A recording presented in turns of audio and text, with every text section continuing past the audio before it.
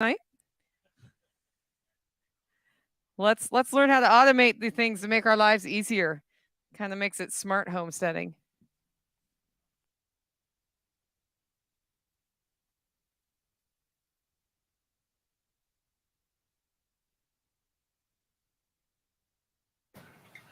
It helps to have audio. So I've got a lot of props, and I'll be bouncing out of the live stream also, so that you may not see all of that. You can see it on the screen behind me, but there's going to be a lot of different things going on.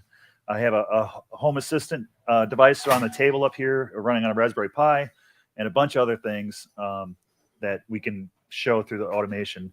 I was going to try to do kind of a day in the life, walk in and have things start doing stuff, but having to re-IP everything for the network kind of just threw that into a lurch. But Jarvis, turn on lamp. Turn lamp on. So really easy stuff, right? But this is all, I like doing the offline stuff, right? I don't like personally the online stuff. Like David's into a lot of the alternative named devices that go out into the cloud.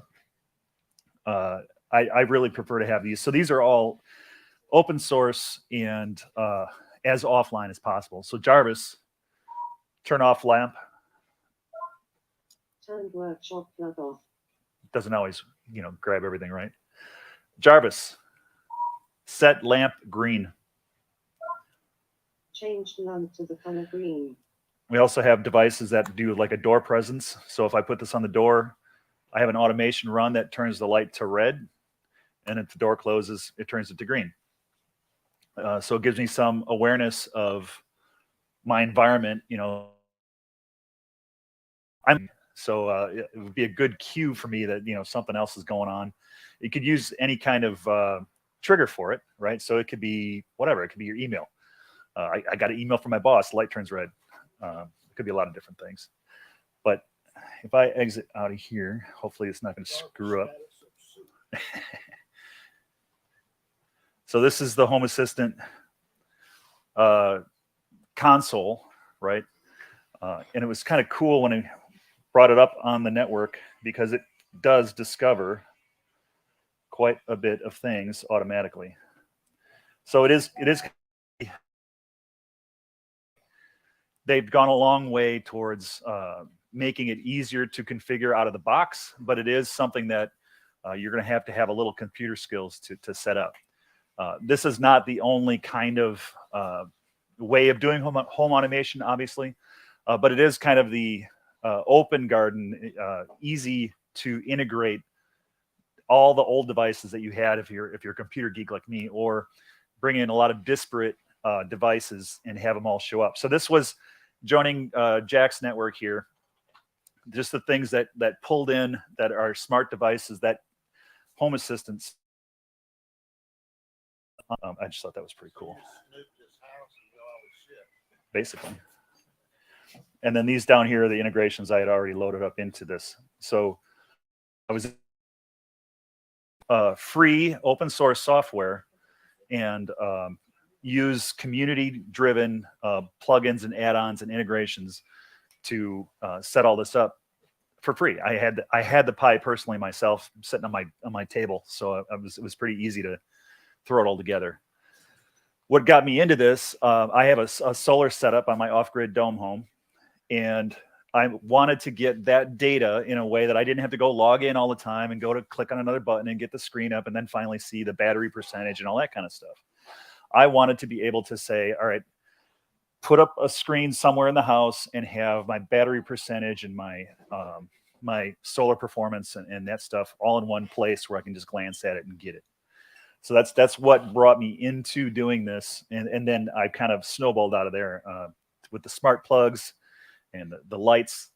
I bought the lights really more for the demo. I always thought the different color lights were kind of gimmicky, but it's been a lot of fun playing with them.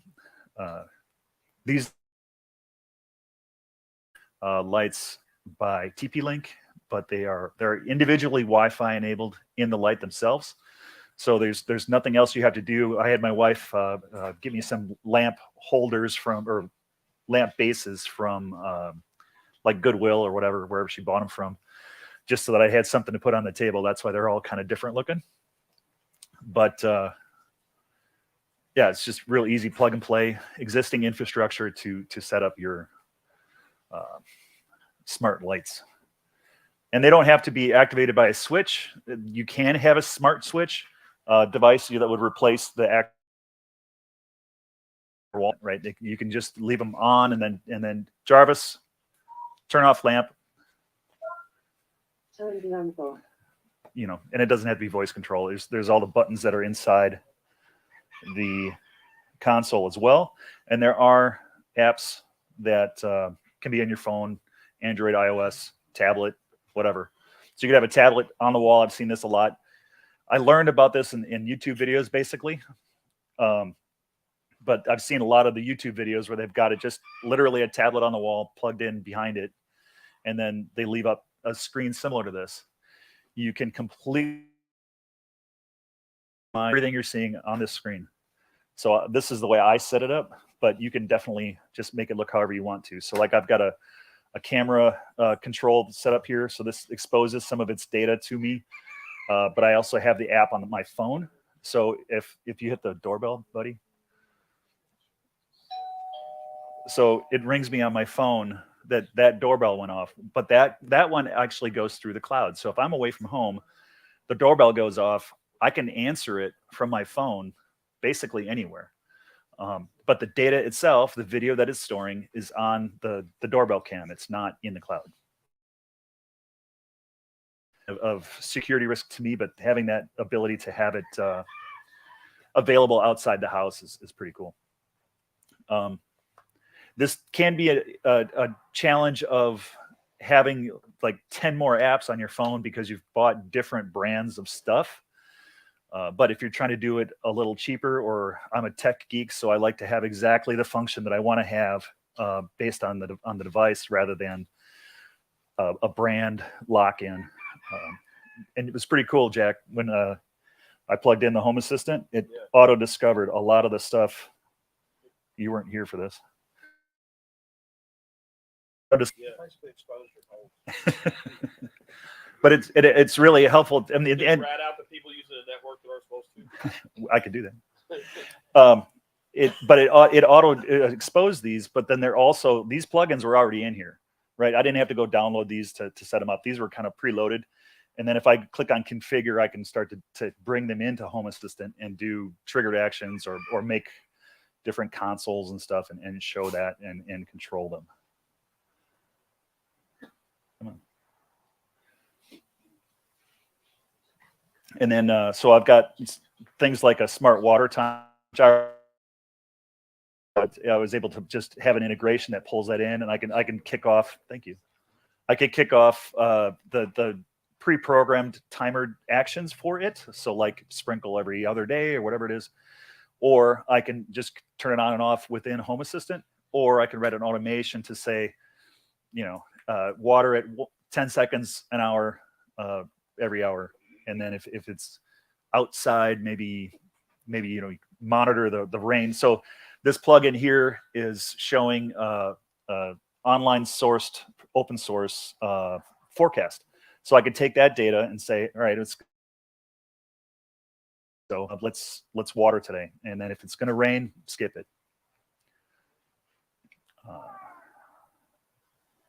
So I'm going to pull my presentation back up.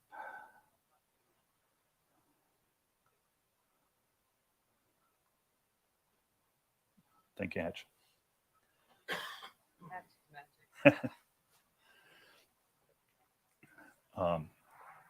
So this is what I paid for most of it. You're not locked into using any of this stuff. This is just what I have laying around here to show. You can definitely spend a lot of money doing this, but it doesn't have in your house already. You probably want to have a cheaper device to be the brains of this, or a low power device be the brains of this, because you're going to leave it on all the time, right? So the power usage, you know, you don't want to have a big server blowing away your electrical bill every week. So having a small device like this Raspberry Pi uses 10 watts literally, and it's just it's a little headless box that's sitting down here. And then these other sensors and things were just things I bought for this, but I'm going to integrate them back into my just this demo system. It's pretty fun stuff. And it was a really good learning experience because I wouldn't normally do this exactly this way for my house, right? It was just something I could bring along and show, and I learned a lot, and a lot of what I wanted and not wanted. For example, this device is the doorbell sensor. I mean, the door sensor. It actually has to talk to the internet just for one thing, but it won't function without it. So it turns my light red, right? And I can change that into the automation. But if I lose internet, I lose this sensor. Whereas the lights and stuff, those will all work without the internet being connected to my home network. Home Assistant isn't the only option, obviously, for this kind of like offline home-hosted automation. Habitat, OpenHab are two of the more popular ones for that. But you've got your Google and your Amazon versions also that are cloud-based, that are to be in. But it's not for me, and I wanted to have the free and community sourced integrations to be able to pull in for this. It's also a really good idea to look into, if you're starting from scratch, look into the version like Home Assistant you want to use, and look at, if you want everything to be offline, like check the hardware, make sure all of the hardware is in the integration. You can get the Home Assistant piece of it that's offline, but also that the hard and doesn't cause problems like that. So it's free, open source. This is actually pictures. I guess it's not very bright. Pictures of my home setup. I've got my cameras exposed on my home one, so I can see everything at a glance. But again, you can totally customize those cards. So if you don't want to see the temperature graphs, I like seeing my different temperature sensors I've got exposed between my different buildings. I like seeing all these graphs and stuff, and my wife's like, I just want the number. Show me the number for the temperature. Show me the number for the dome, the humidity, that kind of stuff. But I like being able to compare it and see what up in the top right there's a bunch of the plugins and things that are just built in. There's like 2,200 integrations pre-canned, so you don't have to do any coding to bring those in. There's somebody else already did that work and uploaded it. And then there's always like a GitHub entry with all the different details about what that specific developer did for it. So it's pretty easy setup. It auto discovers a lot of the different devices, the common devices that are on your network. You do have to have some sort of home network. So it's not something that you would just plug in this one device and then have your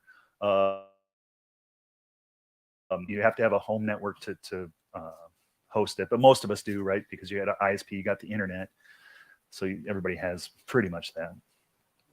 And then the automations really start to get into the closest part to coding that's in this, but it's just like a logic tree, right? I have an action that I want to do. What's the trigger, right? So the trigger is this sensor is open. So now what? There's conditions I can meet. So if it's at night or when at my sleep time, maybe I don't want that light to be on. So that can be a condition. Or it's daytime and I just don't want a light on all the time. Leave it off. And then the actual, so trigger, condition, and then action. So do what?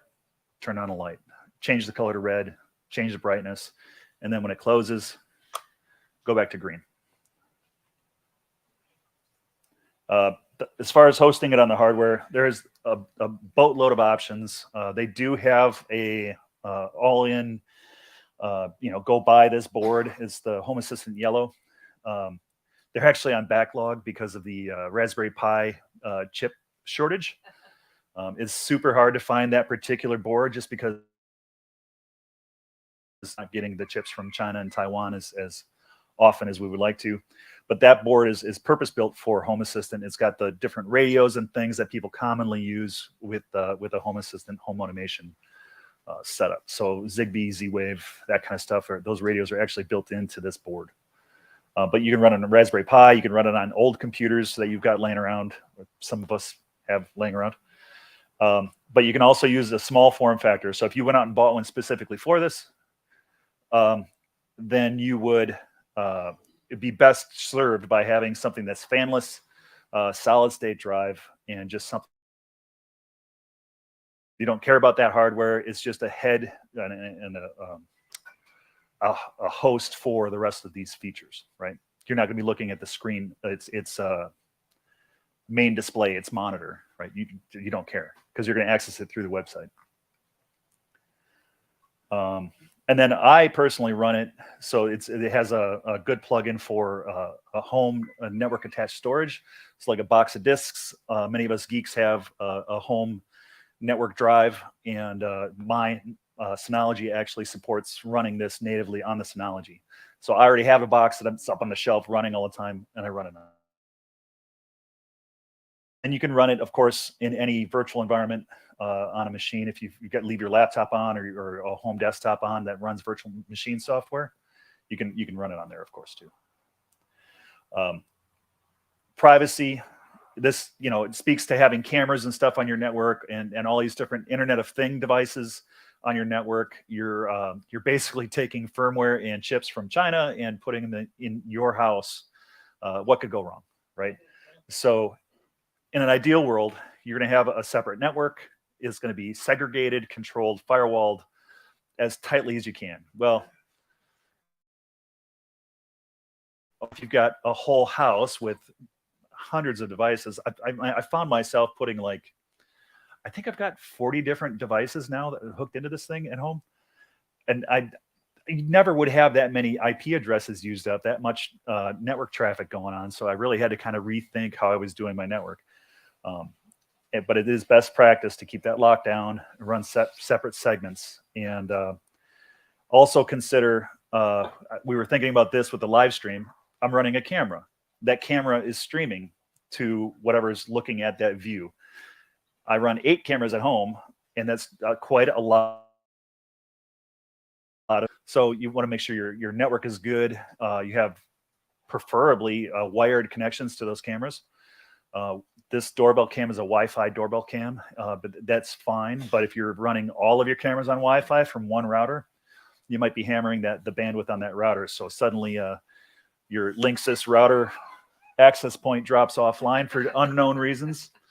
Maybe you're saturating that connection. I also have a camera that I was really disappointed with because it's a solar powered camera. Great idea. It's all in one. It's got just a panel in the camera. There's no extra battery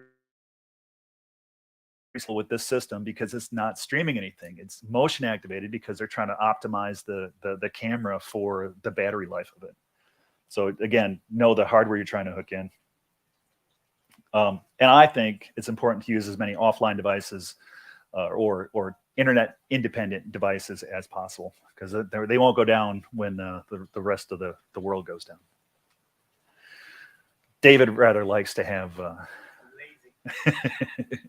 have the cloud listening, have a spy device listening. Remote access. So if you're going to connect in remotely to this device, which I mean, yeah, access to your cameras, notifications from your cameras, and alerts, right? So I can have alerts like the camera just saw somebody move and notified me here.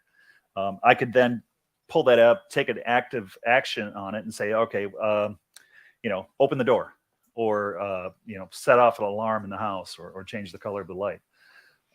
But you can actually have an actionable thing that you could make it look like you were home, or that camera has the ability to do two-way audio. So I can answer the door, tell the Amazon guy to leave the package there, and he doesn't have to know. So there's some options for that are paid and or free. I like free, but the top one there, the Nabukasa, that's just a holding company name for the Home Assistant project. That's their corporate front. But this all started open source anyway. All that does is gives you access to it remotely, and you're basically donating to the open source project. So it's if you're going to run it, it's a good thing probably to use that option, or maybe just pay for it because it's $5 a month. And so Cloudflare option, the VPN option, and port forwarding are the other options that are free completely. And there's different reasons why you would use all of those. I know not everybody's here is uber technical, so I won't dig into that, but those are some other free options that you can easily do. And that would let you, again, have your phone or your tablet or something be remote to the house and get access. I have to keep myself from buying cameras. I like being able to sit in my command chair at home, which I'm stuck in for work, like 10 hours a day, and have you know, I tease my wife that I'm spying on her and watching her do the yard work and stuff like that. But the awareness of you know, a car pulls in the driveway, or you know, the Amazon guy drops off the package and dropped it off at the light at the front of the driveway rather than bringing it in and putting it on the mail table. You know, I'm aware of where that went, and I can see it right off the bat. But so I have to like stop myself from buying more cameras. But so there's different options. But again, to hook into this stuff, you're going to want to have a streaming capable camera. You can spend a lot of money on these, but most of them are in the $50 to $200. Got a really cool one that's the bigger R2D2 looking one up on my tower, my internet tower. So I can 360 view all the way around my property and zoom in. It's got like an 18x zoom. I can actually go and look at what the neighbors are doing because you're hearing a weird tractor noise or something. Especially when it's wintertime and all the leaves are down, you can really see all around. But so there's just a ton of options there. And again, you know, you want to know what the device is. Look at your home automation tool, whether it's a cloud capable one or the Home Assistant or other options, just to make sure it's going to be compatible and to use the one that everybody's using so that you have easier integration and easier support for it. So security, the security of your home security, or not security of this setup, you can do a ton of stuff, right? I don't know how much I trust actually having a device to turn my doorknob or turn my my deadbolt, and having the batteries in there. So I can write an automation to tell me to look out for the batteries being out or dead. But how often do we see a battery go from like 25% to zero, like in a, I don't know how much I trust smart. Does anybody here use smart locks on their stuff? And do you have issues where you run out of battery on them? Oh, okay, yeah. Well, it's your OCD. I mean, that makes sense. Jake, do you have? We have a vivid system in my mother-in-law's house. I think that's probably Buddy's power. Oh, it might be hooked in. Yeah. Most of the common ones I've seen are battery run, but yeah.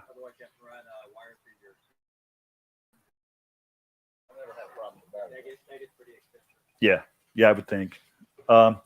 You can have a keypad. You know, to me, this question really is what does security mean to you, and how do you want to enter your home, and how do you want to be alerted and notified? So maybe you want to get a German Shepherd dog to alert you. You know, the nice analog way of being secure. Maybe you want to alarm keypad and motion sensing and different devices to proximity sense. So like if you're in the house, well, don't trigger on any motion inside the house. But if you leave, tell me when the cat moves. You know, I mean, like just anything of what's going on in your network, and all the extra sensors and stuff can really increase your security. On the automated door locks, maybe they release a little before their time. Most ones I buy now are no longer able to be voice activated because people found out they could go to somebody's door and say, "Alexa, unlock front door." Yeah. right? Well, and so yeah, so like on the voice automation stuff or voice recognition stuff, I like this one because it doesn't have everything pre-programmed, sentences that are pre-programmed. So you have to go in and tell it all of the different stuff you want it to do, rather than Alexa doing everything in your house. Or geofence. Yeah, geofence. You have to have your phone has to be within certain distance. Or your Fitbit or your smartwatch or whatever. Motion sensors, so you can do presence with motion sensors, or maybe have your lights turn on with motion sensors. I don't like my lights turning on simply because something moved, because there's a lot of times I like being in the dark. I have pretty good night vision, and so just moving through my house, my wife has these little motion lights everywhere, lighting you up and hitting you in the face. I don't want my main lights in my house turning on that way either, but that's just my preference. Maybe you have an area of your house that you do want it to turn on as soon as you walk in the room, or you could have the automation kind of stuff turn on the red lights at night because you had the condition in the trigger and all that kind of stuff set up, versus turning on like the main blasting, bright white light. The home presence stuff was really interesting. So one of the geek components I bought is an open source hardware and software, right? So it's a completely open device, which means that people can develop for it without paying overhead for it, paying a company for it, and contribute to this idea, right? So these little devices have Bluetooth sensors, Wi-Fi sensors, temperature sensors. They can hook into a board and do GPIO. I'm speaking geek to David. So you can run solenoids off of them and stuff like that. They have a little, they have all the pins on the bottom, so you can plug them into a developer board, so you can have the screw down terminals and you don't have to solder it and stuff like that. It's pretty cool. And they're super cheap. So those things are $7 a piece. So you can, throw a bunch of those around the house and not get locked into sensors or temperature things or whatever. And then another thing that I'm going to do for the home and help me with my camera addiction is facial recognition. So there's a third-party software that I'm going to run that's, again, free, that will look at all my camera feeds, run them through a Coral AI USB stick, and figure out who's there. And if you don't recognize that person, alert me, notify me, jingle all the freaking devices in the house and tell me what's up. Really, yeah. Open all the dog crates, yeah. give them the command word to eat their face. Yeah. But if it's me walking through the house in the middle of the night, don't do anything, or open the door as I approach the door. I'll touch on it. And then homestead ideas. I was talking to Pocket Nick. I can't talk. And we were talking about how you could be using some of these sensors, like these Bluetooth low energy sensors or RFID sensors, with your animals. So sheep, knowing which the sheep pens are, or which paddocks the sheep are in, and counting the sheep, making sure that they all went over there. Having automated gates, maybe, week 1. So they're in that area, and then when they come back into the shared area, and then week 2, they go into the next. Gates and paddocks is very cute. You're right, though. But I mean, that way what your animals are doing. Yeah. Right, yeah. Or your livestock guardian dogs, right? So having them tagged so that you can know how far away from these sensors they are. Right, so they're roughly, between triangulation, they're over here in this sector of the homestead. So it really help you keep an eye on where your LGDs are. And then actually having sensors on the gates around your homestead, so that the driveway gate is open, and it shouldn't be. So I'm gonna go look at my camera, or I'll get a notification to look at the camera because it's been open for 5 minutes. How far away can these sensors be, and are they still on the Wi-Fi network? Or? It depends. Repeat the question. Yeah. So how far away can the sensors be, and do they have to be on Wi-Fi? Yeah. Most of these, unless you're plugging them into another device, these particular sensors, yeah, they would be on Wi-Fi. But the small development board ones I'm talking about, they're $7 and they're super low energy. I think they draw like a watt. You could really run them on a battery. Yeah. So that would allow you to have these spread out across your homestead. I think the range on the Bluetooth piece is like 250 feet. So for, you know, a Wi-Fi kind of ish thing, that's pretty far. You know, you put them around your perimeter and it would let you know where everything is.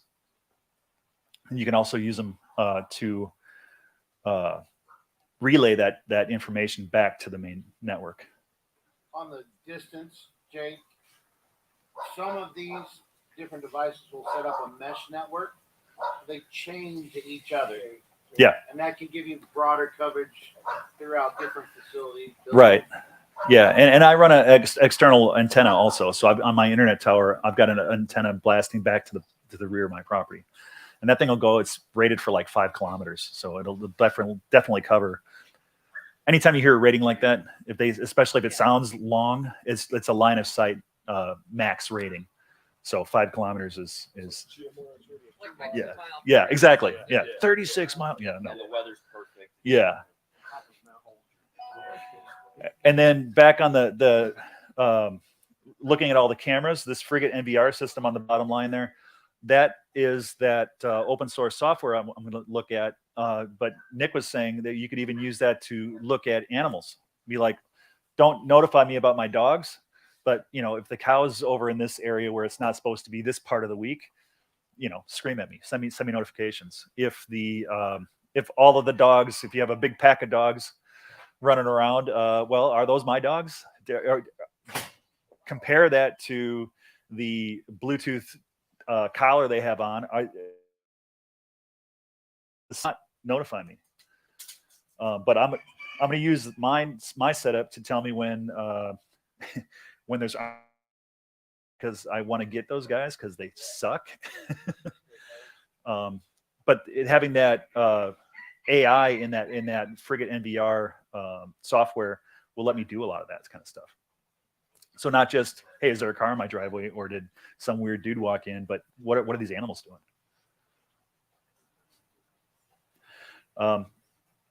There's a bunch of links in here. These are a lot of the YouTube channels I looked at and some of the Home Assistant links. But I also have devices up here, and I'm happy to answer questions.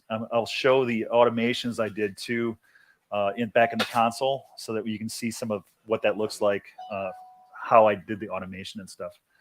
But I'm going to pop back out and go to that. These slides, are these PDFs going to be available? It's a great question. That would be easier for me to answer if Jack were in the room. Fair. I feel like if everybody fills out the contact, way to get it done though. And We could just upload our things to the LM group. yeah, That wouldn't be that hard. that'd be easy. So again, these dashboards are all customizable. And then the automations are listed in here. And I've just been messing with this. I haven't done a boatload of them, but where's the door open closed is the one that changes the light. So those are the 2 triggers, right? And then the actions are choose between the 2 actions. So here, I'll expand all of these. So it's calling out the particular device, and then what is the triggered thing. So you can hit the drop down and change it. Those are the choices you have from that guy. And notice one of them is battery level changed. So I can trigger it and say, hey, if I get to 20%, send me a notification, or make the light purple or whatever. And then on this one, the action just was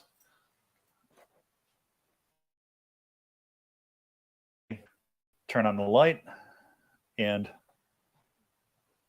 its target is the particular light that I have here, the color. So I wanted to change it based on it being open. Open's bad, so make it red. And then the brightness value. So I wanted to change to make it really obvious. The red light's really bright, and then when it's green, it's dim. So it's just an example of the automation that I set up for that stuff. Just real easy, but it was something that was visually a good for the demonstration. But there's a bazillion options in here.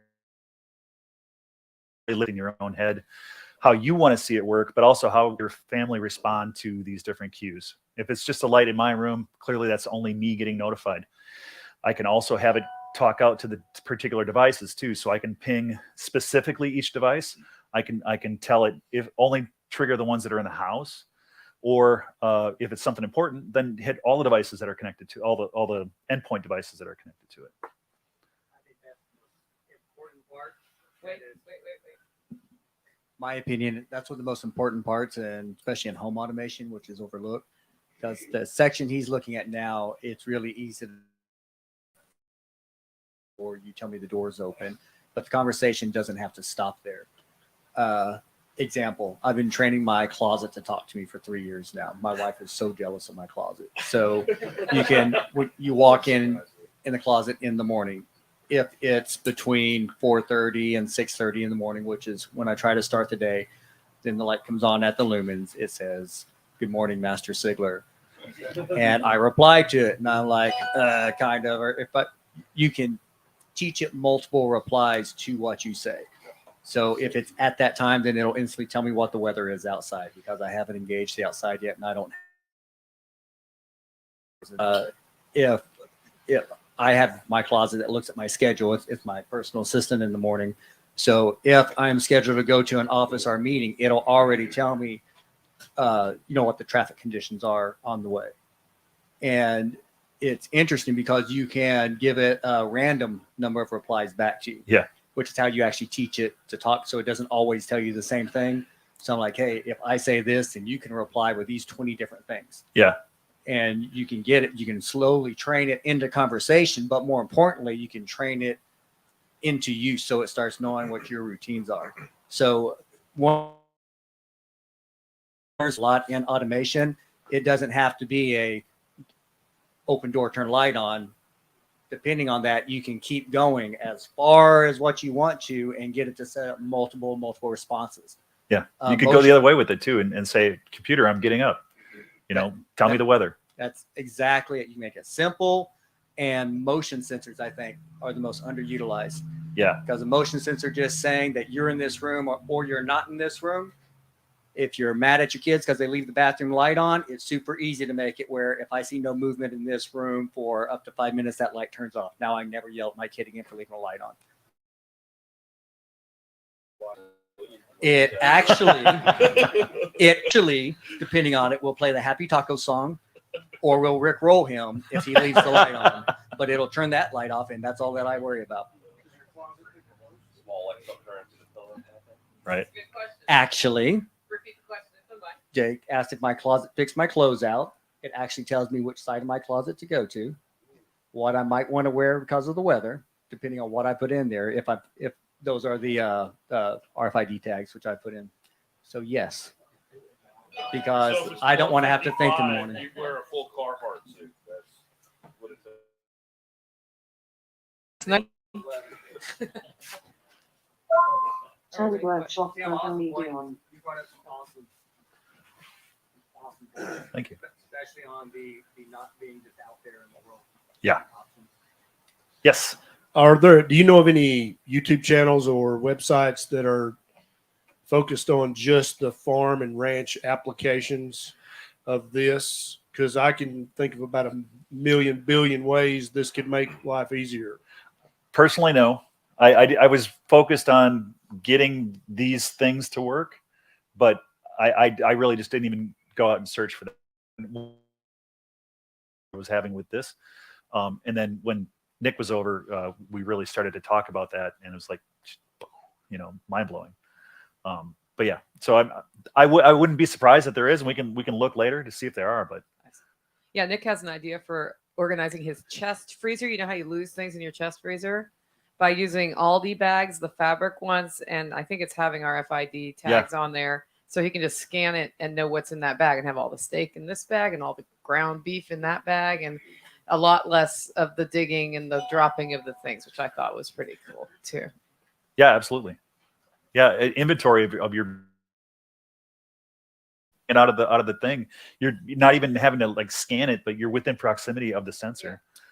Something me and Tim were talking about a bit earlier, and Dr. Ken, kind of to your point, it's also really easy to find. Has somebody made an automatic chicken door that'll open when I want it to? Yes. Something I think that's very important to put in mind is everything in the world is on or off.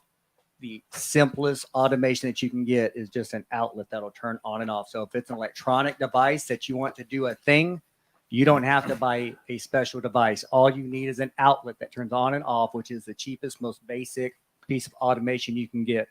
So if it's a off or a chicken coop you want open or close, if it's something that has David. an on or off switch, all it is in its simplest form is an electrical outlet, and they are dirt cheap, and it's just on or off. So, and with that, I would like to turn it over to Mr. Spirko. So, like, one of the applications I was thinking of where you can turn lights on and off in the house would be security during someone actually breaking into your house. Yes. If I'm turning lights on over there while I'm over there, except I'm not over there. Yes. And if I think Distraction. that person's in that room, I can also turn the light on the room he's in. Yeah. And I'm still in the dark. But when you were talking about like the livestock guardian dogs, with dogs' behavior, be aware you are dealing with a biological life form that has the capacity to learn on its own. Right. And so an example of automation in dogs, and the dog's using the automation to train you. I used to run the mirrors motion detectors at my property in Arlington. And we had a place where they kept breaching the fence. So I set up sector 4 where the fence breach was. So whenever the jerks would try to get out under the hole of the fence, we'd go outside and, hey, jerks, get in the house. About 5 times of that. And whenever they wanted to come in the house, they would run over there, trip the sensor. And when you open the door, they'd be that particular one worked out. But if somebody's jumping on a 4-wheeler and running out to the back of a pasture, and every time I want to see the food god, I go over here and the food god comes. I'm just saying that could double back on you. Ready for a question? So back to Ken's question, I was going to ask it for him and for me. I want to run cheap, and I don't have 200. I don't know how many acres he has, but if you're way off past this, I know you can have like cameras with cell phone data. Can Yes. you also integrate those type of systems into this system and bring it under? Can you? Yes. It's not going to be simple, but yeah, you can bring set up and different things like that would basically put them on the same network, even though it's coming over 4G. On the freezer question, there was mention yesterday. Somebody mentioned a Y-on sensor. Do you have a recommendation for Yo-Link? What was it? I don't personally. I don't run those. You can definitely have different sensors that would work both inside the freezer. You could have a smart freezer also. I don't know a lot about those. I haven't done any of that. Yeah, yeah. But they make them specifically for not just temperature and stuff like that, but energy usage. You could have all-in-ones that have like a Figure out a trigger for if the internet goes out. Yeah. Then you know to look at the thing or call people at your house to look at Sure. the thing. Yeah. Right. Because I'm cheating. Two other You're questions. good. So There's nobody behind you. with Bluetooth is like, I don't know, 30 feet and it's out or something. Yeah, Bluetooth Low Energy has an extended range, and some of these different sensors are allowed. They're registered to exceed that range as well, so that they go pretty far. It's like 200. BLE is more common. Bluetooth Low Energy. Our Bluetooth tags, different things like that. It's the newer Bluetooth. hey, Hatch, technology. what's the question from the live stream? Hatch, Question from live stream. question from the live stream. I started. I can't see it. Sorry. Does 0 tier work for remote access? 0 tier. I don't know what that is. I'm familiar with that. I don't see why it wouldn't. Crowdsourced answer says, I don't see why it wouldn't, but we are not certain one way or the other. What is 0 tier, Brian? It's Brian, come here and say it in the mic, please.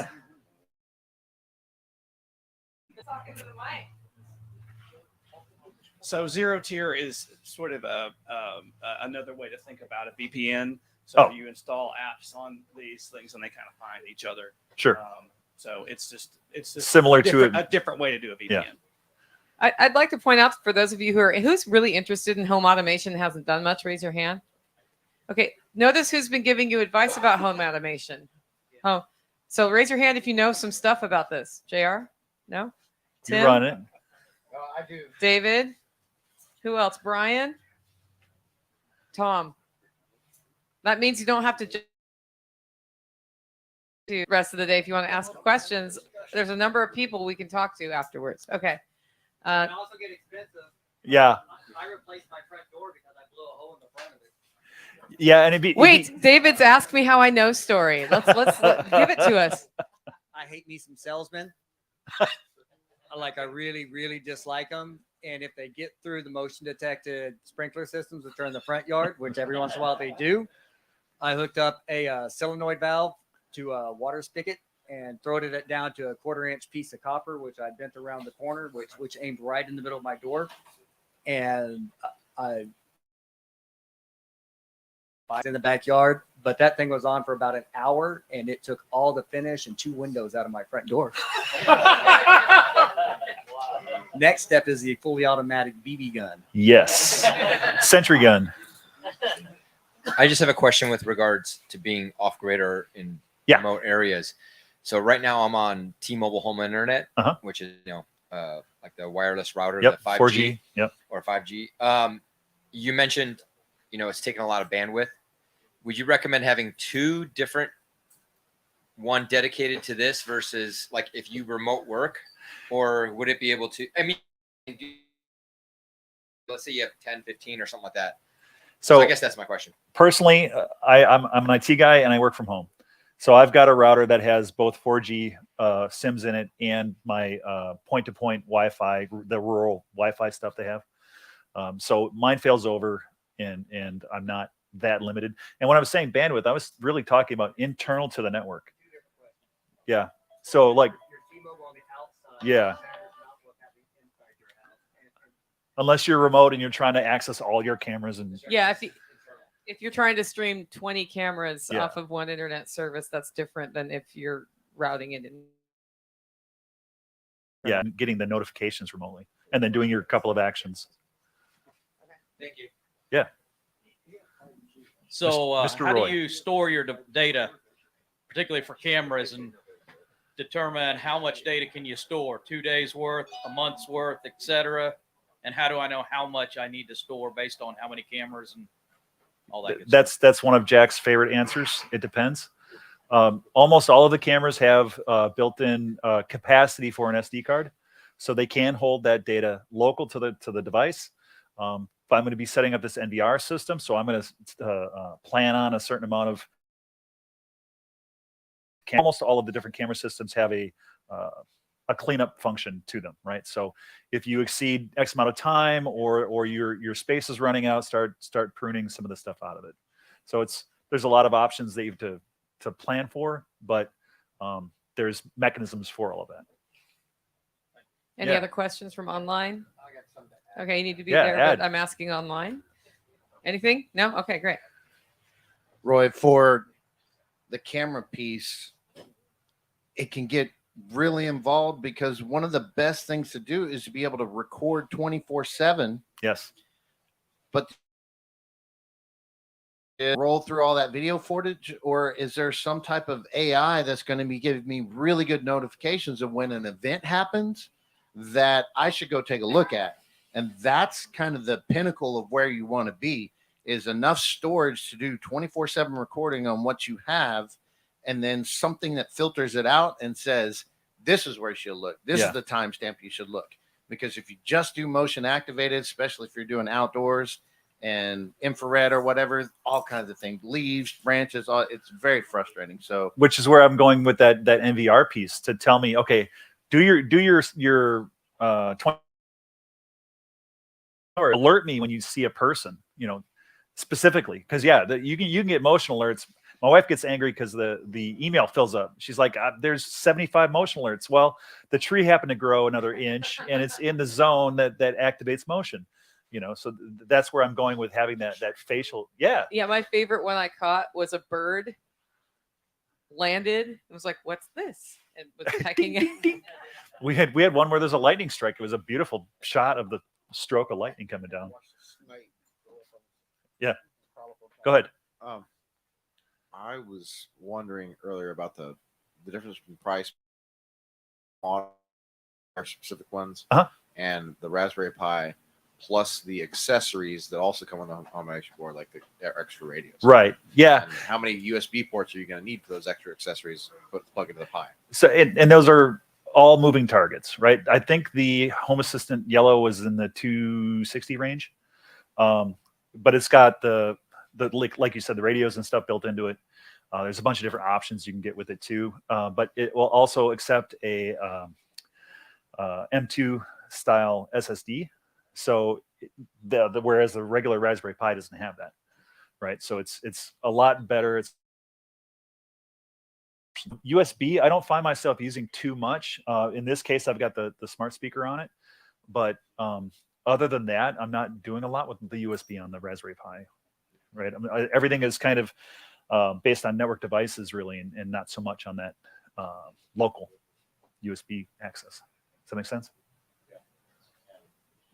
It's probably a good idea to plug the self-hosted GitHub repo. You remember? Okay, it's some. Oh, for the Home Assistant Yellow. No, there's one that's really common for GitHub now. Yeah. I don't remember what it's called. Because some people get kicked off of GitHub, not for stuff like this. People that are doing stuff that the Edge. government really hates. Edge stuff. Yeah. Yeah. Starts with a G also. Okay. Is there so I have Arlo at home. Arlo, so it does the uploading of the video footage so I can do it from anywhere. Is there some sort of syncing type program like for OneDrive or Dropbox where I can pull the data from the device? Yeah, there's a bunch of options that way. So someone will just grab your Raspberry Pi and leave, and all your camera footage is gone. Right. Well, but it is also on many of the cameras too. But they're built to send it out to the cloud, right? Whereas I'm to keep it local, so I'm keeping it on the camera, but I'm also ingesting it through the NVR software. So yeah, you can use remote storage, and in that function, you can say send it to this one and then archive it after a certain amount of time to my other slow storage. Thank you. Thank you. Jazz hands for Tim. Is anybody else like, whoa, I can do all that? I want to do all that. The first time I saw an automation presentation, I was very resistant to the privacy issue, but man, help you out with some things. Yeah. I just smile every time. Yeah. All right, guys, we're going to be back at 4:15 ish.